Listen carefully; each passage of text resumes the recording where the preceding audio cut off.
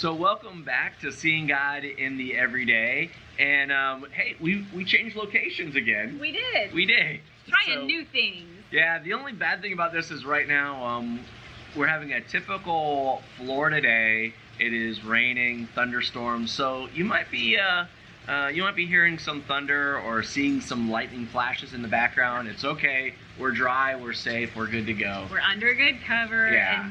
And it's not a bad thing to me. I love a good thunderstorm. Yeah. This is home. Yeah, when you grow up in Florida, you kind of get used to this stuff, and you just deal with it and work with it because it's basically all summer long. This is what you do. But we wanted to get back into our story. We did 15 years of our marriage, and we are ready for the next 15 years. So if you didn't listen to that, if you're not, go back and check that out. Yeah. If you're not caught up to us, go back and listen to that one and get caught up. So where we left off last time, though, is... Yeah, it was life a little bit like that thunderstorm. Yeah, it was a little rumbly. It was a little rumbly. So where we left off, we were still living in Texas, and we were going through some situations at church, going through a little bit of church hurt that was happening, a little bit of growing, and we were starting to separate when it came to our personal lives and our spiritual lives. Even we were kind of going two different directions, even though we were still in the same house. We had 4 children from let's see, Benjamin was... We had 10, 6, Reese, 5, Michael, right? And then 2. Nicole was 2? Yeah. Or 3? Yeah, right so, in there. 10, 6, 5, and 2, somewhere in there. So we decided what we were going to do is, because we were struggling in the church, we were struggling with... Wait, no. I mathed wrong. What? It was 10, 4, because they're 6 years apart. Yep. No, see, 6 years apart, got to... So it's 10, 4, 3, and like 1.5. Yeah. So itty bitty. So, so we were in a situation where we were deciding we were going to leave the church that we were serving in. Right. We were actually going to walk away from church ministry. Right. But we still had a desire to serve God. Right. We just were done with the politics and the things that we had discovered happen in church stuff. Yeah, that organized church stuff, and it kind of helped us as we move forward. But when we were in the middle of it, it was very difficult because we were I had my ministry, you had the children and the home, and we were kind of moving in 2 different directions. We were let's be honest about it too. It wasn't just a, wow, we've realized that, we've come to this epiphany that this is not what God has asked, and this is not what we're willing to participate in anymore. There was part of that, but there was a whole big bunch of bitterness that we had allowed to grow up too. And so we were walking away pretty bitter and pretty hurt and pretty not on the same page. Yeah, and we felt that we were wronged. And when you get wronged or and you're starting to carry hurt, you don't realize the things that you're doing and how you're hurting other people. So there were things that were happening to me, so then I started actually hurting some other folks. Becky and I, we were hurting each other. The kids, we were kind of not being the greatest parents to the kids and stuff. We were shielding as much as we could, but kids are smart. Yeah. And we never wanted to be that ministry family where the kids resented God and the church because of the parents were ministers. We had seen that. I had so many friends and so many people that we had talked to over the years that their children actually resented the church and resented ministry because their parents were either treated bad or something had happened. Or in a lot of ways, it was because the children had expectations put on them to be perfect. Right. And kids can't be perfect. Yeah. Adults can't be perfect. Yeah. So we decided what we're going to do is we're going to continue ministry, but we're going to leave our troubles behind. Right. And there were some other things. Still serve God in a different way, right? Yeah, we were going to just serve God outside the church in a different ministry. But we were just leaving our troubles behind. It was when we moved from Texas to Florida, everything would have been great. Everything would have been fine. And what we found out was, number one, if you don't deal with your troubles and your things where you are, emotionally, personally, spiritually, you just carry them with you to the next location. Yep. And we found out that we did that. We got into a situation with a ministry outside the church, and it didn't work out. Right. And it didn't. Number one, give us an outlet that we thought we were going to have, Right. but it also didn't provide for us at all. Which had been the plan from Right, the beginning. so- It was the job that we were going to. Right. So it was going to be the source of income, and then it wasn't. We'll just let it go. Okay. So, so after a few months of that, we stepped out of that, and then we were in this situation where we couldn't get a job. I Okay, literally so- could not get a job. Yeah, well, y'all, any of y'all that are old enough, remember 2008 was a bad year for the economy. Yes. Nationwide, 2008 was a bad year for the economy. It was a particularly bad year for where we moved back to. Right. We had grown up on the Space Coast of Florida, and that's where we returned when we left Texas. And there's always jobs there. There's Yes. because the Space Center is a huge employer, and then there are all kinds of support contractors in the entire county around the Space Center. There are support contractors everywhere that are always hiring.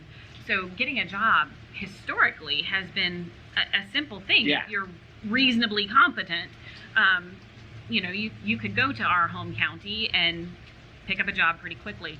Right. Unfortunately, as the economy was changing nationwide, there were cuts being made in the national government that cut NASA's budget, that shuttered the space shuttle program, which was the lifeblood Mhm. of our area. So we couldn't find work. Right. And and we had some savings when Yeah. we moved back home, but again, when you have enough savings to get you through what you expect to be a short transition period, because this other ministry job was going to pan out and become your source of income, and then that fell through, we went through that savings pretty quickly, and then replacing it was difficult. Yeah, and so I think one of the hardest points through that was, I remember going to a job interview for a pretty large company in Melbourne, and the girl literally sat across from me and said, "Listen, you're too overqualified for this position, because we know that once you find another job, you're going to just leave us." Right. And I was like, "No, you don't understand. I have 4 kids that need to eat, and we're living off credit cards." And I think that was one of those things. It was a frustration that was brewing up. We hadn't dealt with some past hurts. Right. We were fighting now, almost about everything. Yeah. I was no longer providing for my family, because we literally were paying everything off on credit card. We were moving money. We were playing the shell game, which many people end up doing when you're in that situation. And then we decided, you know what? We had this situation years prior where we went on a vacation to Walt Disney World. And we took the kids and we went, and I had a conversation with one of the guys, was actually one of the bus drivers. Right. And I had a conversation, and they were like, "Yeah, Disney's a great company to work for. Even if you're a part-timer, you get benefits. You get medical benefits, and things." And I was like, "You know what? Here's what I'm going to do. I'm going to start working at Disney as a part-timer, at least, and we'll get benefits, and we'll get some income, and I can maybe, who knows, from there." Right. And the thing is, we were living in Melbourne still at the time, which is about an hour and a half, Mhm. hour and 40 minutes, depending on traffic, drive, which is not horrible, but every day. And then it did turn into a big thing, because it was working late nights and things like that. But Well, what happened is that you took 2 people who were already not on the same page, Right. and you took one of them and gave him a night shift job Yeah. driving buses an hour and a half away from home, and then an hour and a half commute back. You were getting home 4:30, 5 o'clock every morning. Yeah, it was crazy. Just about the time the babies were waking up and wanting to be tended to and loud and and playing, and Daddy wanted to go to sleep. So it put us on a completely flipped schedule. Yep. He was stressed out and not getting rest. I was stressed out and trying to keep 4 kids quiet so he could get rest. It did not help the bringing together of the family at all. And what it is, it just magnified what was happening between us, and it made us start to where we had done so well early in our marriage of working together and planning things out together and achieving goals together. We now were going completely opposite directions, and no longer were we working together. We were actually fighting against each other, and it was just bad. It was really bad. I can remember some situations where we were just, losing it, just losing it. I can remember sometimes, getting out of the shower and just being incredibly angry. You went angry and I went tearful. Yeah. Yeah. And one of the things that we started doing is we started noticing this. We really, it wasn't like we were completely running away from this. We felt trapped. We felt like we couldn't do anything about it. And one of the things that, go ahead. No, go for it. I was going to say, one of the things that we started to realize is that we need to make sure that we know what we believe. Yes. And it was in the middle of that whole thing that we were going through that, the Holy Spirit basically slapped us or something. And even though we weren't connecting together yet, we actually came up with a thing of, listen, we need to know what we actually believe. Do we actually believe this about God? Do we actually believe this about the Bible? Do we actually believe this about marriage and family? Right. And a lot of that went back to, it was bad. Yeah. It was very bad. And you were depressed and I was hurt, and y'all know that when you're in that place, it spills over to everything else. Mm-hmm. And, we had a 10-year-old who had just been picked up from the only home he had really ever known. He had played football. He had been active. Yep. He had had friends. And now we were in this place where it's not stable anymore. There's not a known, we're going to be able to pay for things. We're going to be able to put you in your activities. We're going to be, his world was gone. Yep. And then we had a 4-year-old who, my gosh, wants friends. Talk about a little social bug at that point. He was I need friends, and I need, I need to be out there, and he was fun, and he was goofy, and his little personality was just getting squashed. Yep. And then we had a 3-year-old that we were beginning to realize, that we were fighting some struggles that weren't standard kid struggles. Right. He was having trouble expressing himself, and we were beginning to realize my sister-in-law is at the time, and still is, a special needs teacher in the school system. And when we were describing to she and my brother over a meal some of what we were dealing with, she said, you need to have him tested. This sounds like classic autism spectrum. And so, you throw that into the mix, and she was right. That's exactly what it was. So thanks, Lynn. You're awesome. Shout out to Lynn. But that started its whole other thing of, okay, so how do we properly parent so that he has the coping skills he needs?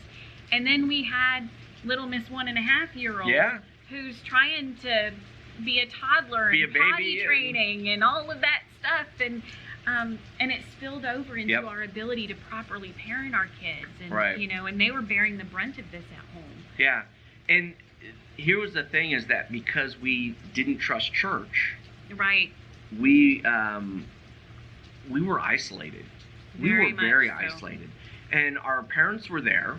Right. But your parents are your parents, and we love our parents and stuff, but at a certain point you struggle with sharing these things with your parents. And so both of our parents were there for us and helped us tremendously. So many ways, And there is so many thank yous, and we love you guys so much for what you did, because you helped us in so many ways. But in this thing, this was something that we really had to work through ourselves. And because we weren't in a church, we had no friend group, we had no one to fall back on, and it was just hard. Yeah. It was very, very hard, and we one of the things we didn't know what to do. We didn't, but one of the things that was an underlying, and we're both, I think you'll agree with me, we're both pretty doggone stubborn. Yeah. Yeah. So there was a lot of this that was happening that we weren't even admitting to each other, even though we were dealing with it. Right. But there was still that underlying thing of all the way back, and we talked about this last episode, all the way back, one of the commitments that we had stood strong on from the beginning was we're not going to split. No. We're going to gut it out and work through this Right. stuff. So, but in order to figure out how to do that, we had to do exactly what you Right. were talking about and go, okay, this is not working. What we've been doing is not working. Right. So how much of what we've been taught is worth holding on to? How much of what we think we believe do we actually believe? Right. And who's the source that it's coming from, and are they reliable? Right. You know? And that's where, and so in the middle of all of this, we decided we're going to move closer to Disney, because I'm now working in a different area in Disney, and I'm moving up into management. Right, and you've moved to a full-time position now. And I'm into a full-time position, and they are fast-tracking me into management. So we decided we're going to move to the Central Florida area, to Right. Disney, and this place turns into being a huge help for us. Yeah. This place turns into being a place that, because it allowed us to have a safety net, Right. because I was getting a stable job, we were getting health insurance and stuff like that. Which was key in getting the 3-year-old Yep. the assistance that he needed, Right. and giving us the information that we needed to parent him well. Right. We decided that what we're going to do is, because we can't afford to live here because we're a large family, so we decided what we're going to do is we get an RV, Right. and we're going to full-time RV it. 1982 Class A with orange shag carpet, y'all. It was beautiful. It was beautiful. It was a great piece of thing that caught fire 3 times. But the propane tank never ran out. No, it was, I don't know, it was a miracle propane tank, because we never filled it and it never ran out. And we lived in that one for a year. Right. And then we bought another one that we lived in for 2 more years. But what happened now is that we were starting to get healthier. Right. We were starting to solve some of the issues with the external things. We were health insurance. We now had food. We now were paying our bills. Even though we ended up at the worst part of our thing, we actually ended up having to declare bankruptcy.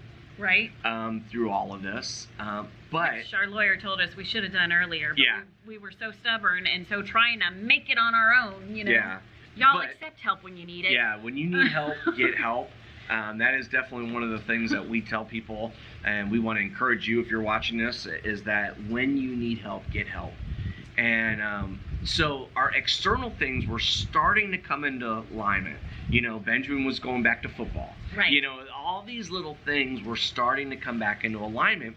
And but we were still and solved the things in between us. Because we still hadn't figured out and solved the things between Right. us and God yet. So in the middle of all of this, like I said, we went back, and you hear this term a lot nowadays of deconstructing your faith. One of the things that we did is we did that. This was Yep. over 10 years ago, Right. when it wasn't cool yet. We deconstructed our faith, but we said these were the things that we knew to be true no matter what. Right. God was God, Jesus was his son, and the Holy Spirit has been sent here to live in us and to help us and to be our comforter. Other than that, we really didn't. We even threw, like, God is good. Yeah. His character is loving. All that stuff. Yeah. We took off the table. We just knew that the there was entire God, scriptures there was are Jesus, true. and there was the Holy Spirit. We took all of that out. Yeah. We took any of the religious practices that we had been trained up in. We were like, okay, kids, we are not going to pray over meals anymore because, so far as we can see, there's no command to do that. Right. That's a ritualistic behavior that we've been trained in, and if it's not actually something God's asking of us, we're not going to put the expectation of ourselves. We went pretty extreme on everything. Right. Yeah, and it also, some of those things, because where I went to college to become a minister, and then we went to seminary, there were a lot of traditional things that we were taught, plus you grew up in a church. Right. Where we just took it for granted, like this was in the Bible. This is how you're supposed to do this thing. And then we started realizing, wait a second, this is not in the Bible. What does the Bible actually say? What does it actually mean? What does it do? What is it? And how much of how we've been functioning has been based on actually the traditions of men. Right. So and have been very destructive. Yeah. So what we started doing is we started to break that down of our personal faith and our personal relationship with Jesus and our personal relationship with God and our personal relationship with the Holy Spirit. And when that started happening, well, number one, it made it worse in our family, because between you and I. Yeah. And it caused a lot more of the flare-ups, a lot more of the things because of, Well, when you start asking God questions like that, like, who are you and is this really true? It begins exposing things in your own life. Right. It brings things to the surface and exposes things, and then you get to work through those things. Right. Well, and it goes back to those things of, protecting you when you didn't need to be protected. And going back to those things that started back in Texas. Right. We then started uncovering those things. So now that we kind of had an understanding of who God was, we started uncovering some of this other stuff, which then meant we had to work through that. Right. And it was scary. It made it very hard. And just to let you know, if you're married and you've been married for a while and you've got this stuff in your past, and it might not even be bad stuff. It might not be, but it's the way you treated each other. And you have to now open that up and start looking back and going, hey, 10 years ago, this is how I looked at you, or this is how I felt like you should have looked at me. Right. It gets a little dicey sometimes. Those things are hard to hear and hard to say. Yeah, and that stuff's hard. It really is hard, because it's almost easier if you screw up and you go, oh, you screwed up, so I forgive you, we can move on. It's harder when you say, hey, I believe this about you, or I thought this about you, or I felt like you thought this about me. Right. It's almost like that's harder to deal with. And that's a level of honesty and vulnerability that you're not sure in the moment. We're sure now because we worked through it. Yeah. But in the moment, you're not sure. If I tell you the truth about that, what are you going to do with that? Right. Are you going to still choose me? Are we going to be able to get through that? Right. And again, we were now about 17 years? Yeah. Almost 20 years into our marriage. It was the conversation in the Target parking lot. Yeah. That was at right around 18 years. Yeah. We had already been doing a majority of our life together, but we still held stuff back. We still weren't sharing stuff with each other. And the enemy, Satan was just using this. I mean, he was having a field day in our marriage because he was just throwing these darts in, throwing these things in. And because we didn't know what we believed, we didn't know what we were supposed to tell each other, and then it just all blew up. It was very difficult. So I want to encourage you, if you're going through that, or you need to go through that, it's going to be hard. It's going to be difficult. It's going to take a lot of crying. It's going to take a lot of being honest. Right. But on the other side, you get to see the benefits. And so... and let me encourage you too, we're talking about how when you deconstruct your faith like that, when you begin to ask all the questions of God, that you kind of come into this place where you're not sure what you believe. Hang on with that. Keep asking him, because what we have discovered through that is that if you are somebody who is asking those questions not because you are not being honest, like you're asking God that kind of belligerently, in an attitude that you're ready to smack him down no matter what answer he gives, that's not going to be productive. But if you're asking honestly, and you're going, Lord, I've built my life on this and this and this and this and this, and I don't even know. Right. I don't even know anymore. What's really you? It is terrifying. And it's especially terrifying if you've grown up in the church. Right. Where you've pretty much been told what you should believe. Right. But guys, God is faithful to that. He is so faithful to that, and it's terrifying and it's scary, and you don't know if you're going to come out on the other side. But his promise is true, that if you seek me, you will find me. Right. If you ask him those questions, he will answer them if you're listening. If you're really, really listening to hear those answers, he is speaking to you, because this was his purpose from the beginning in creating you to begin with. He wants fellowship with you. He wants you to understand who he is. Right. And he wants you to understand that in truth. That Jesus said that there will come a day, and indeed now is, right, when those who worship me will worship me in spirit and in truth. And that is what he is wanting. And that's what we were wanting. Yes. We didn't want lies anymore. We didn't want platitudes and traditions. We wanted what was real, because what wasn't working. Right. Yeah, and it was hard because of the step down, because of you had to acknowledge, you had to do all these things. It was humbling. Oh my goodness. Yeah, humbling is definitely the right word. But as we worked through those things, and we were working through some of these things with our children, and helping our children understand some of these things, because what was happening is, and this is what happens when all couples go through tough times, is that the kids don't get it directly. They usually get affected indirectly. Right. But they are absolutely affected. But so they were starting to acknowledge some things indirectly, that went all the way back to Texas. Right. With Benjamin, and then some of the stuff where all of a sudden, we went from being able to basically live like everybody else did to now, we were 6 people and a dog in a 30 square foot, in an RV, and try to explain that. And so one of the things, and this is where we're so grateful for the time that we were here at Disney.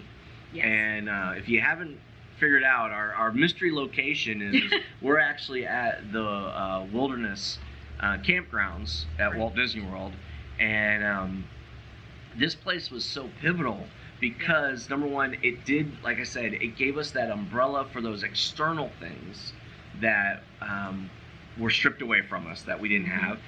And then while we were doing this, we were able to start to repair some of the stuff in between us, and then we used kind of Disney and some of the stuff that we had being here in the parks to help repair some of the stuff with the kids. Right. And provide for the kids in ways that we never would have done. Here we were basically, bankrupt, completely impoverished, eating ramen, but you know what? The kids we were going to Walt Disney World every weekend.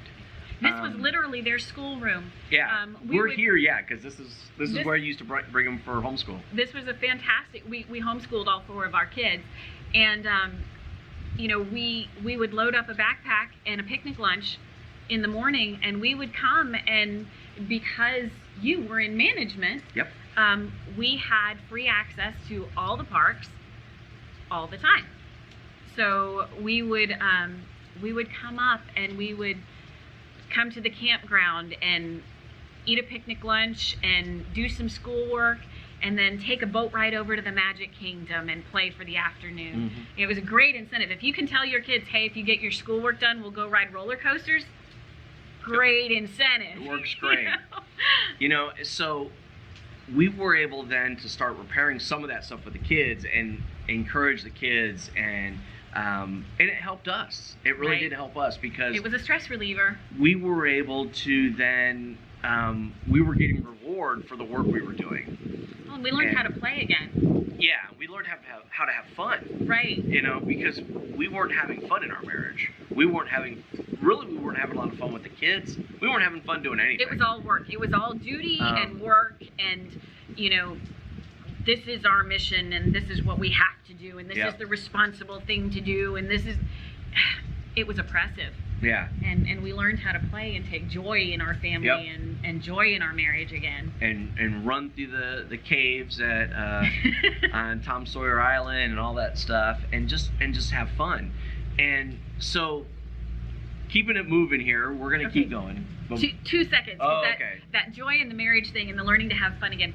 I will never forget. There was one really pivotal moment. You said that being here helped us kind of repair some things from the past that had happened. One of the things that definitely Benjamin, our oldest, and to a lesser extent the others, really grew up with was that fishbowl experience of being a minister's kid. Of you have to, well, you're a minister's kid, why don't you behave right? You're a minister's kid, why are you, whatever. Right. And so what that did is that turned him very inward. It turned him very self-conscious. And so being outwardly silly or outwardly goofy, I will never forget, we were on Main Street, USA in the Magic Kingdom, and they were doing the dance party parade, right? And they came down on the floats, and everybody's dancing, and they're inviting people out into the streets to dance with the music and with the characters, and kids are going nuts for this. Our kids did this. Yep, they're sitting there watching it. They literally pulled back away from it and said, it was a don't notice me, don't look at me. I can't have fun like that because it will be judged. Right. And I went home and cried that afternoon. And I went, what have we done? Yeah.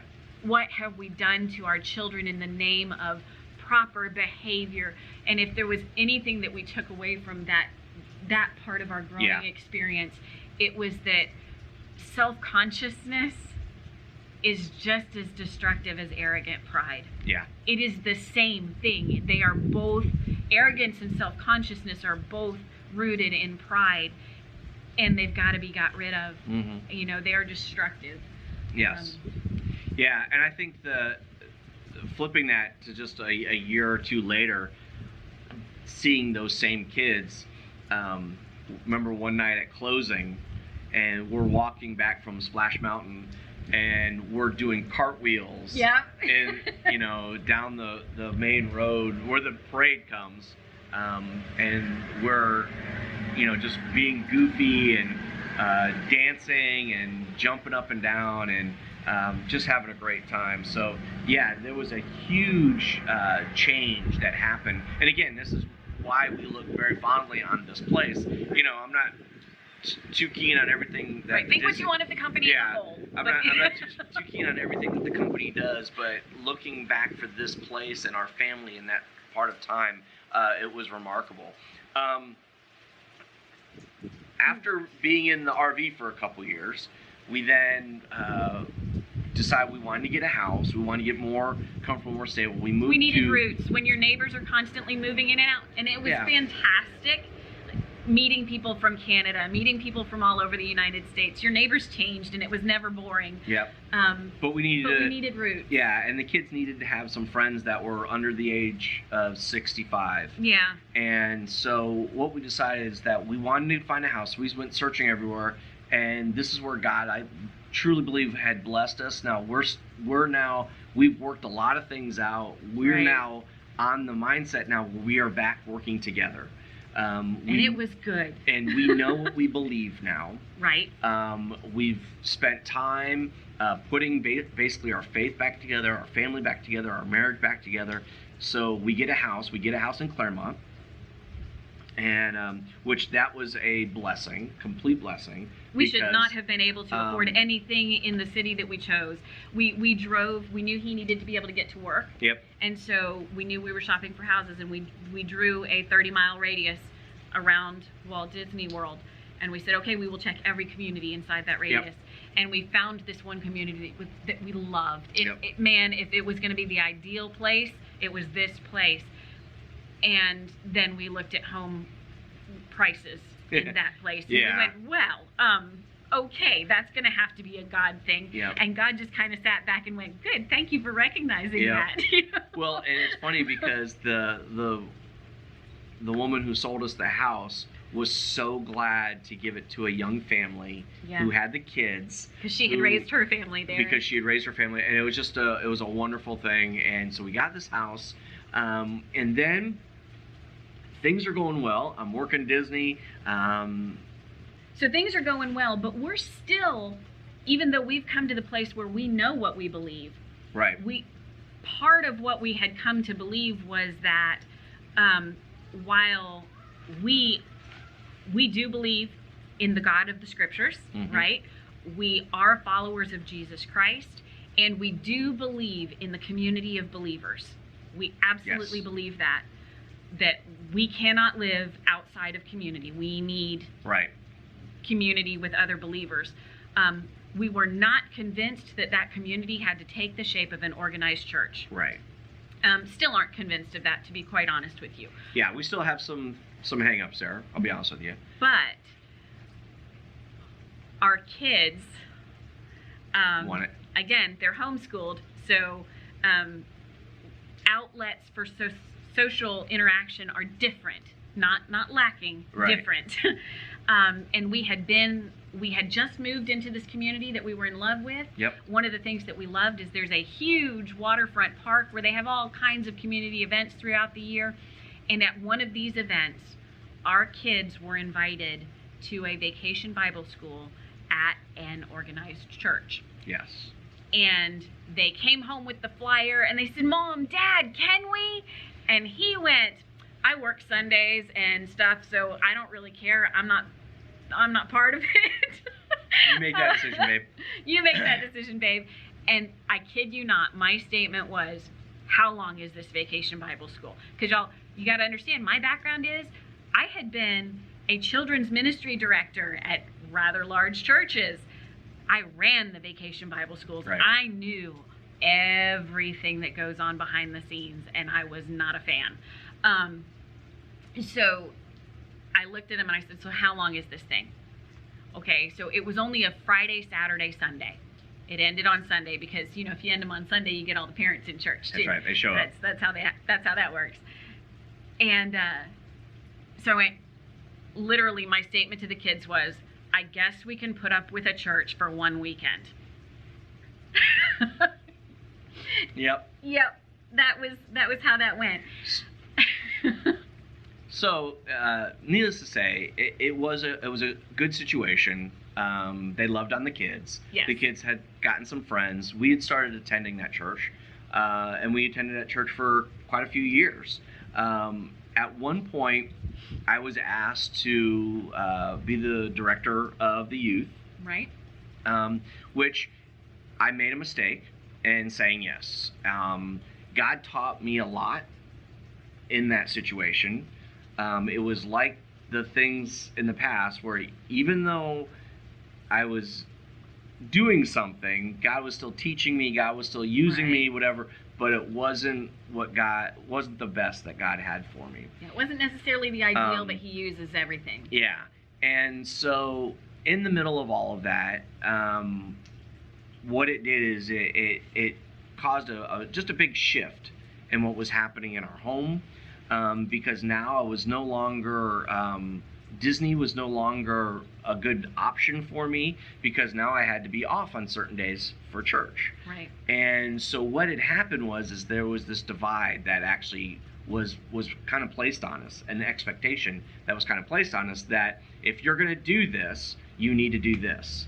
And so we prayed over it, and we really thought we were seeking God's face on it. Well, we were seeking God's face, We but absolutely I think were. There was an honesty there. And but there there was also the pressure of expectation. There was pressure that expectation. We didn't want to hurt somebody or fail somebody or. And I wanted, again, this was going back. I had left a ministry that was growing and thriving and I enjoyed it. And so there was that as well, that Right. drawing back into something that I really enjoyed doing. And so going back to it, again, it's not a regret. There's not a regret thing. No. Is that I look back at that and go, this was not God's perfect will for us. It was permissive, his permissive will for us. He allowed us to do this. Right.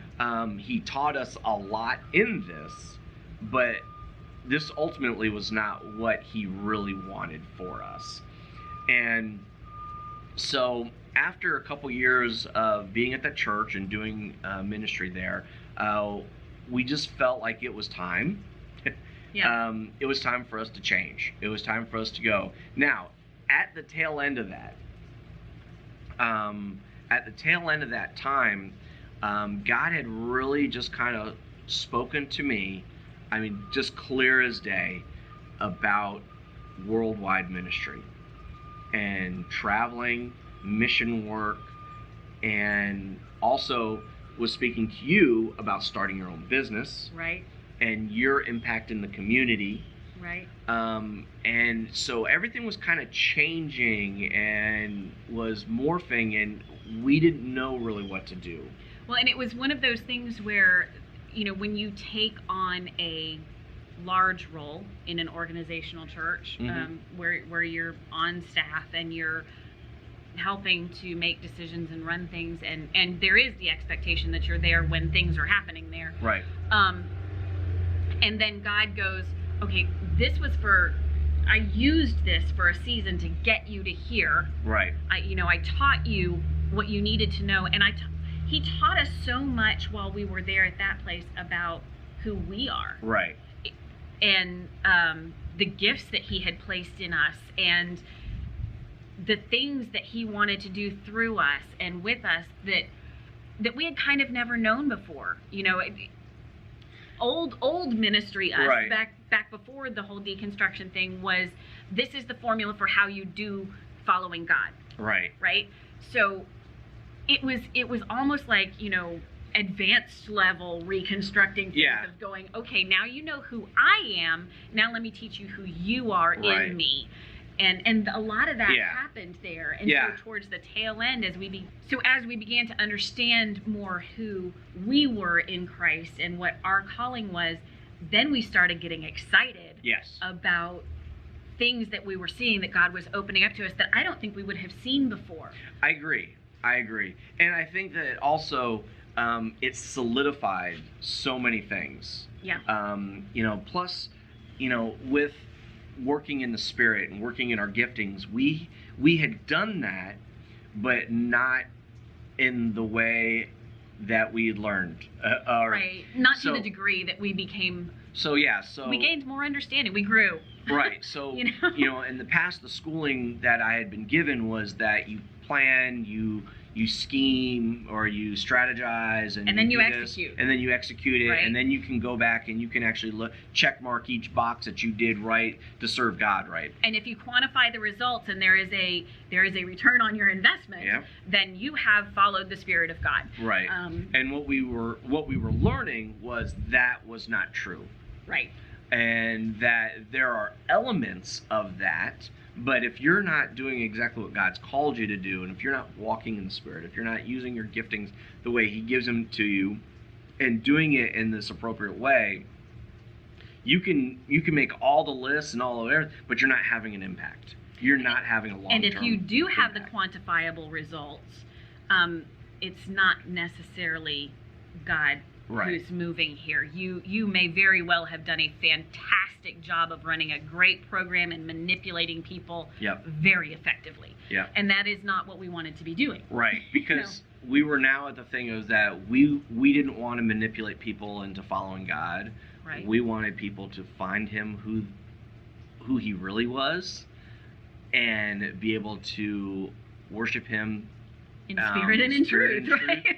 And that no matter what situation they're going through, no matter where they lived, whether they were in a church, whether they were in the middle of, India or Iran, that they would still be able to worship Him because they Right. knew who He was, and it wasn't based on a program, and it wasn't based on a religion. It was It was based on their relationship with him. Right, and it's not based, the truth of who he is, the reality of the goodness of his character is not in fact dependent on the quantifiable results of I prayed for a boat and got a boat. Right.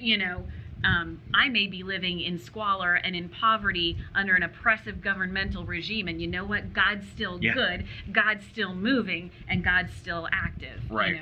And it kind of puts us to where we are today, which we'll get into that and more, seeing God in the everyday as you join with us. So in the last few years, it's been amazing.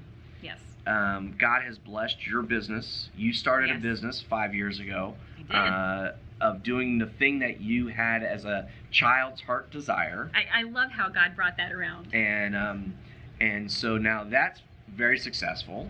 Yeah. And it's a huge blessing not only to the community, not only to those who you get to minister to, but you're like a little mini missionary because you are reaching people and going into the homes of people who would never invite a Christian or someone who, and you're telling me how you're holding their children and you're praying over their children while you're teaching them to swim, and you're praying over their home because you go to their homes to teach them how to swim and stuff like that, and that's just amazing. And it opens conversations all the time. So back up real quick. Yeah, I'm a private swim instructor. So that was the business that I started.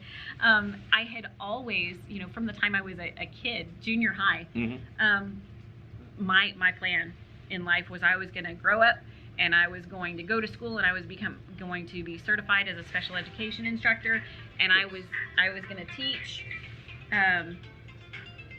Scam Likely just called us. Yeah.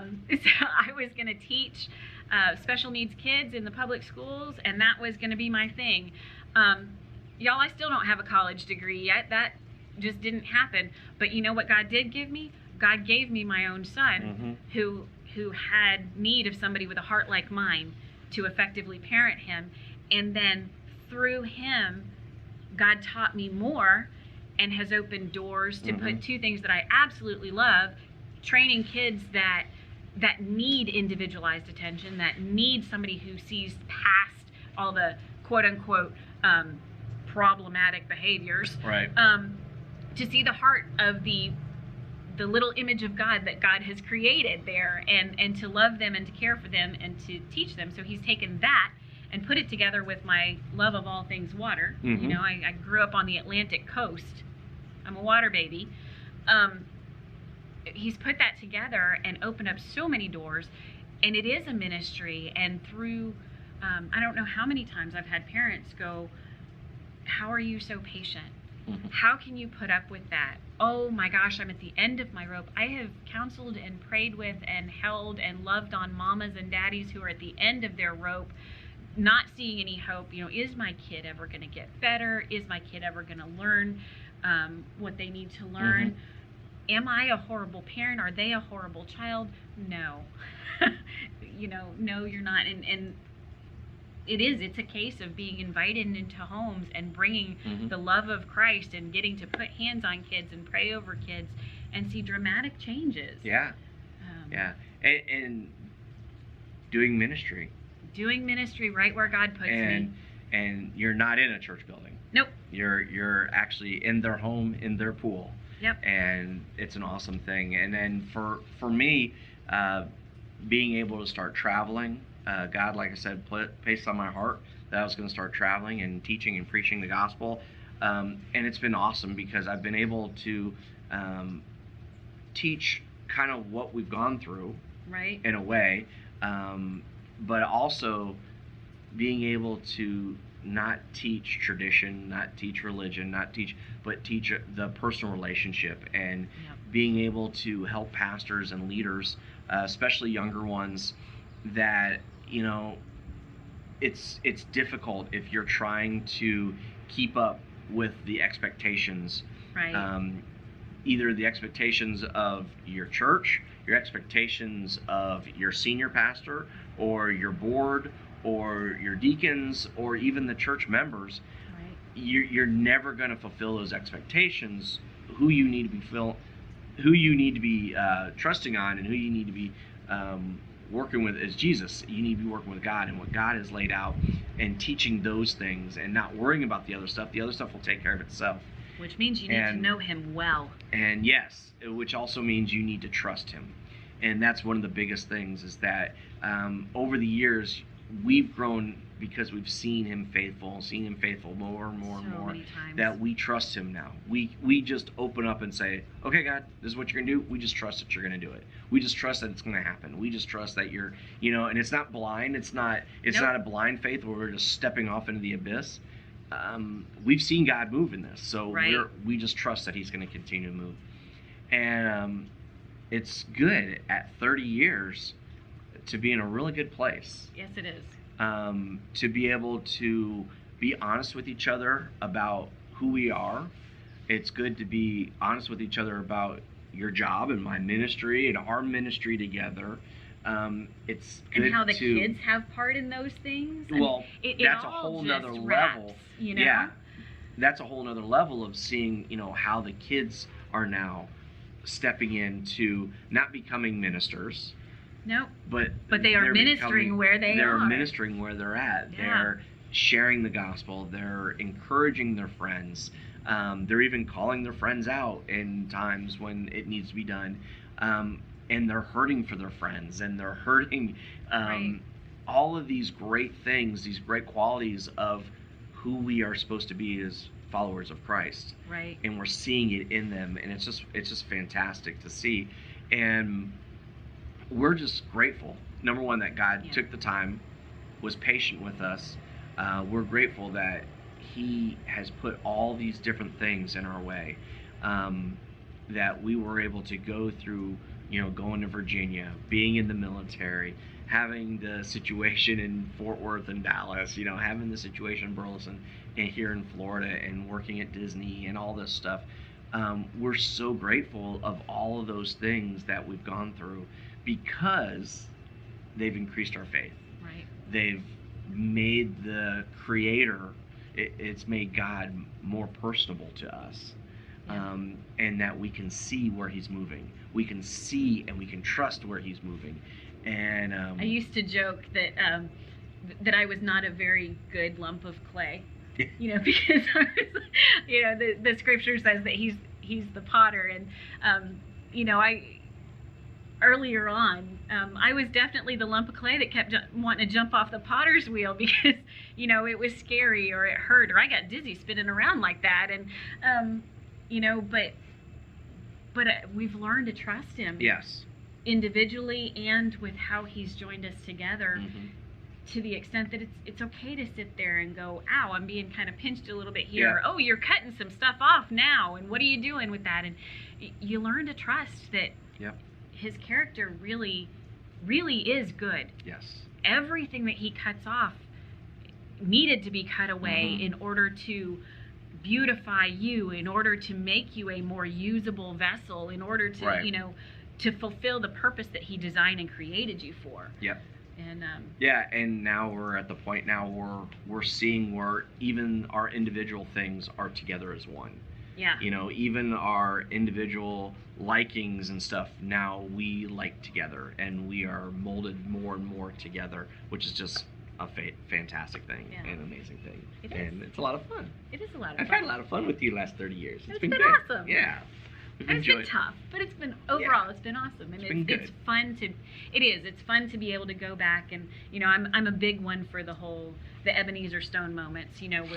Where as the Israelites were traveling, through the wilderness, they would set up stones of remembrance, Ebenezer, and say, this is where God did this, and this is where God did that, right. and it's fun at 30 years to sit down and.